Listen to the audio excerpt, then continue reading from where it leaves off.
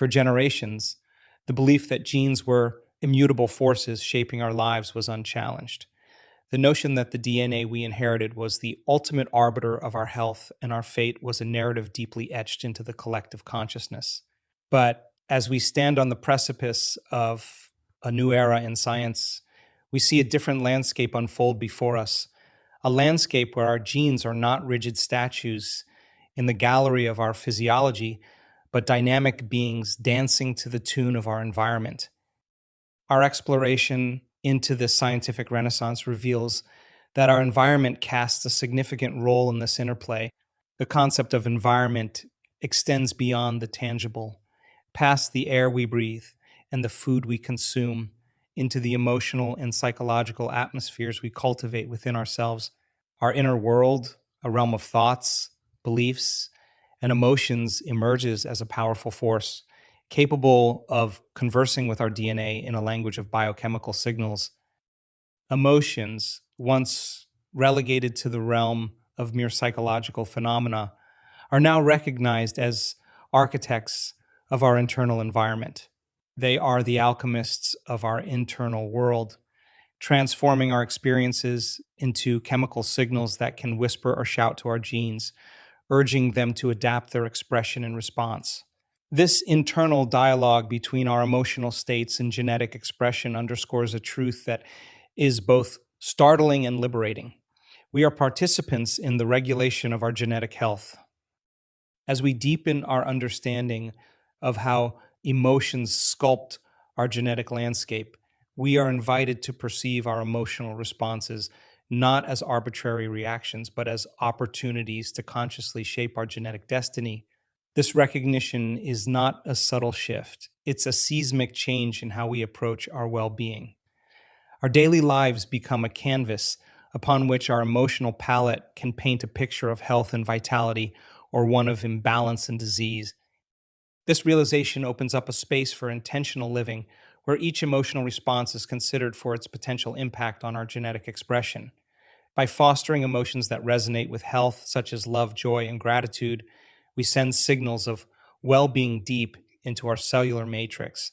Conversely, when we dwell in the lower frequencies of stress, anger, or fear, we inadvertently contribute to a genetic environment that may predispose us to disease.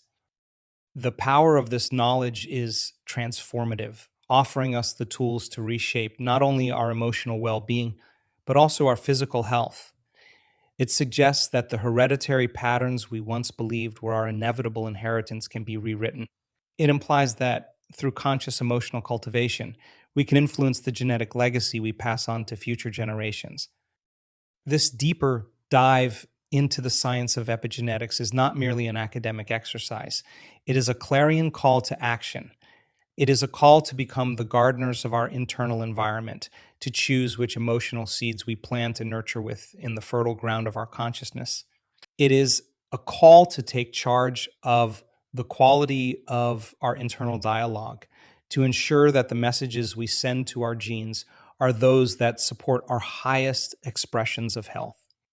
As we journey through this transformative landscape, we are encouraged to view our family history not as a fixed genetic sentence, but as a navigable terrain, rich with alternative pathways. We learn to honor our genetic heritage while recognizing that we hold the pen that can edit the story of our genetic expression. As we continue our exploration into the intricate relationship between our environment and our genetic expression, it becomes increasingly clear that the external factors we often take for granted play pivotal roles in the unfolding story of our physiological well-being. Our genes, those intricate sequences of DNA we once thought unchangeable, are in fact listening constantly and attentively to the signals we send through our interactions with the world around us. It is here, in the dynamic interplay with our environment, that we find the power to influence our genetic narrative. Consider the air we breathe, the water that hydrates us, the myriad substances we encounter daily. All of these are sending messages to our genetic code, messages that our genetic code, messages that our genes interpret and respond to with precision. The quality of our diet The purity of our water, the cleanliness of the air, and even the products we use in our homes and on our bodies. Each of these elements contributes to the environment that surrounds our cells, creating conditions that can either support healthful gene expressions or contribute to detrimental changes in our DNA. The profound implications of this understanding extend into every choice we make. The foods we consume, for example, are not merely sources of energy and nutrition.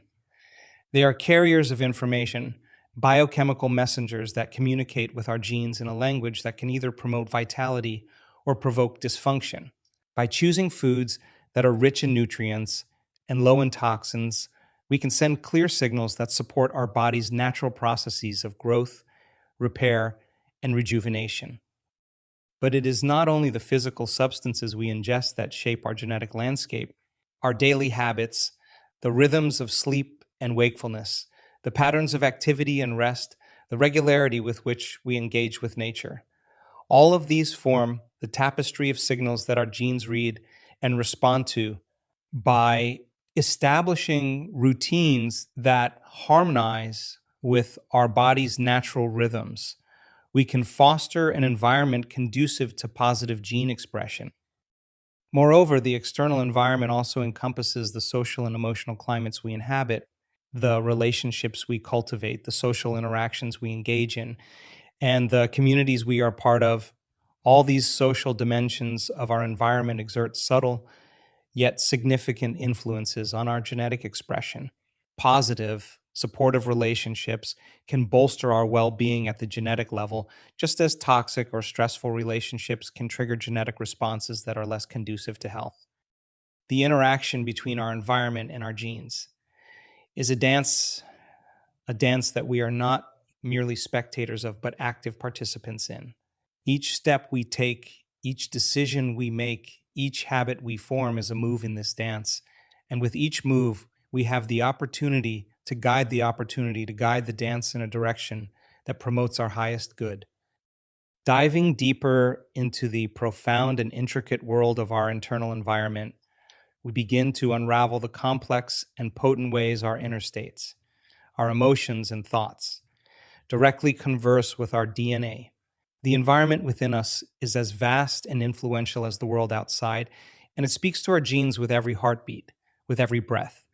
It's this internal dialogue, this biochemical banter, that is the essence of our being and the sculptor of our genetic destiny. Our internal environment is not just a passive backdrop against which the drama of life unfolds. It is an active participant in the creation of our health and our reality. It is the sea in which our cells swim, the air that our genes breathe. This environment is shaped by the emotions we nurture and the thoughts we harbor, each leaving their indelible mark on our genetic expression. Emotions, these complex internal reactions that we experience in response to the external world, are not mere ephemeral states. They are chemical events with the power to activate or suppress our genetic potential. Just as a gardener tends to the soil to influence the growth of plants, we must tend to the emotional and psychological soil of our being.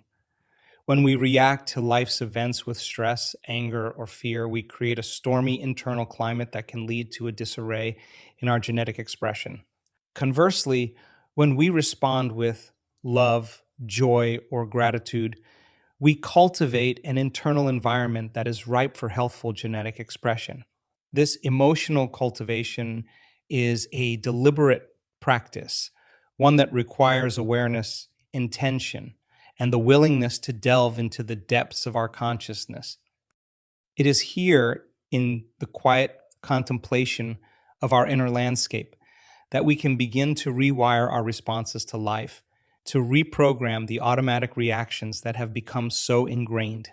By employing mindfulness, meditation, and other transformative practices, we can recondition our emotional responses, and in doing so, send new signals to our genes, signals that promote wellness, balance, and vitality.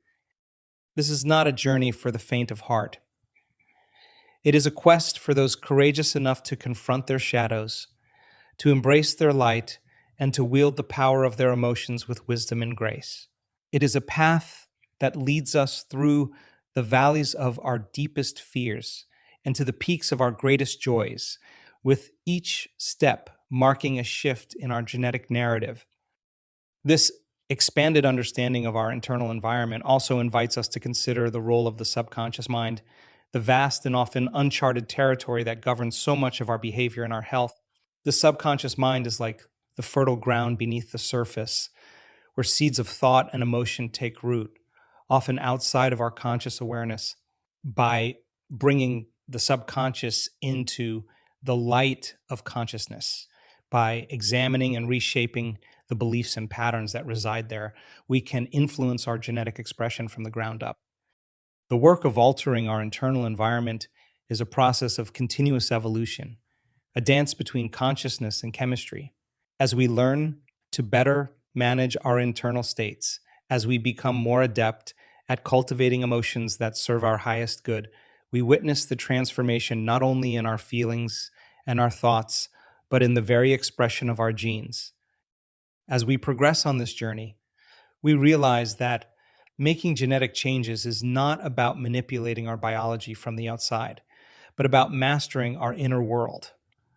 It is about recognizing that the seeds of health and disease are sown in the fertile soil of our emotions and thoughts. It is about becoming the conscious gardeners of our internal environment, choosing which emotional seeds to water and which to let wither. Through this process, we come to see that our genes are listening, that they are responsive to the love we show ourselves, the joy we find in our experiences, and the gratitude we express for life's abundance. We understand that we have the power in every moment to create the internal conditions that will lead to a flourishing of our genetic potential. In this deep exploration of the transformative power that emotions wield over our genetic expression, we engage with the idea that every emotional response is a signal, a chemical signal that can profoundly influence our genetic health. Far from being mere reactions to the events of our lives, emotions are potent catalysts capable of turning on or off vast networks of genes in a dance as intricate as it is unseen.